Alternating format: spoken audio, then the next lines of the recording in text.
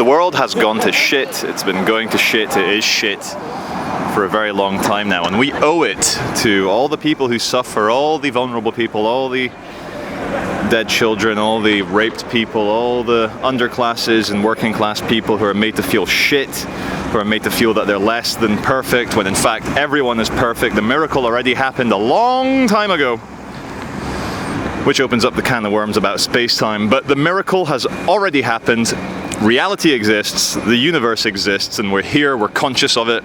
And it is my strongly held opinion that the only thing that exists is mind, is consciousness, is the idea, which makes me a classical idealist in the philosophical sense. And maybe I'm an idealist in the kind of more mainstream view of the word. I believe in ideals. I believe that something is sacred, something is divine amidst all this bullshit with all these fucking glass pyramids popping out of the ground. That there is a fucking bar. It's an underground bar, very expensive bar. Hey ladies, let's go drink. No offense. I'm not going to be hateful towards anyone. We're trying to save people. But I'll walk around here just to show you. Like, I'm going to talk about a case. There was a 14-year-old boy.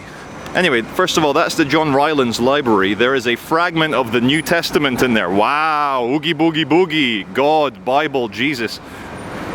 But that there down there, that's the magistrate's court. And there's a 14-year-old boy was in there today, charged with sexually assaulting a bunch of women. He's 14, and he was assaulting women, sexually assaulting women from Manchester University, down Oxford Road area, down the parks. But,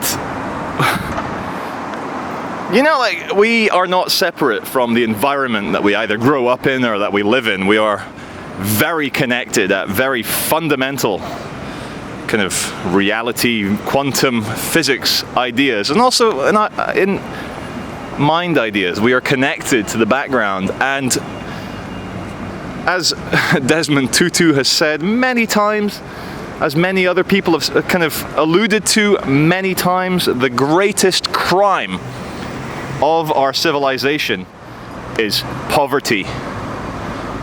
The vulnerable, people who grow up thinking that they are on the bottom rung of any society, who think that they're poor, who believe that poverty actually means something, and children's brains are destroyed and brainwashed by seeing privilege in others, by seeing little Prince George, the son of the royal couple for which I spent their fucking wedding in jail, seeing a little boy get christened with 7 royal godparents, and that little boy, the trauma to his brain growing up thinking that he's better than other people, that he's blue-blooded. Of course they're going to try and spin him some yarn about, oh, you belong to the British people, they are as much our bosses as we are their bosses, like we are intertwined. And yes, that's true, but the very idea of monarchy is an affront to kind of anything moral, to anything ethical.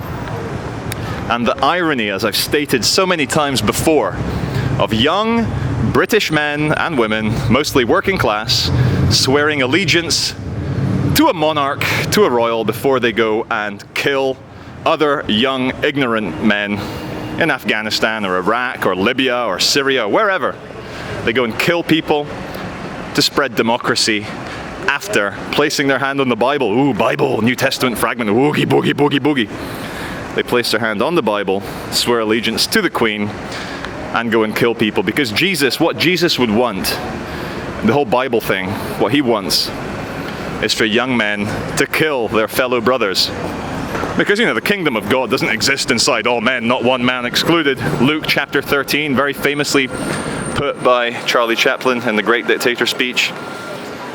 But anyway, Russell Brand last night on Newsnight, I know it's going to set social media on fire, and I spat my tea out as I watched live on Newsnight. I hardly ever watch TV. This is like 10 p.m. on BBC Two, about a man talking about revolution and speaking very eloquently about the issues with the current paradigm, and seeing Jeremy Paxman, he was squirming away, trying to kind of defend himself, using his like kind of psychological protection response to say, oh, but you don't vote, why should we listen to you? You know, I think Russell answered that very well about the utter nonsense of the Westminster or Washington or Vatican or City of London political and economic system. What we need, guys, is open source. We need to outsource statism. We need open source, fully free men and women and children coming together voluntarily to create their own states, to create their own codes of conduct, their own currencies, enjoy whatever consciousness expanding or destroying drugs or alcohol or tobacco without levies to the Crown Prosecution Service, to Her Majesty's Customs and Excise. There we go, look at that. I was filming the prison the other day. There's the Queen again. Know who's in fucking charge. It's a unicorn and a lion. And they have chains around their neck and their ankles. Sorry about the unstable thing, but there you can see the chain on the unicorn there.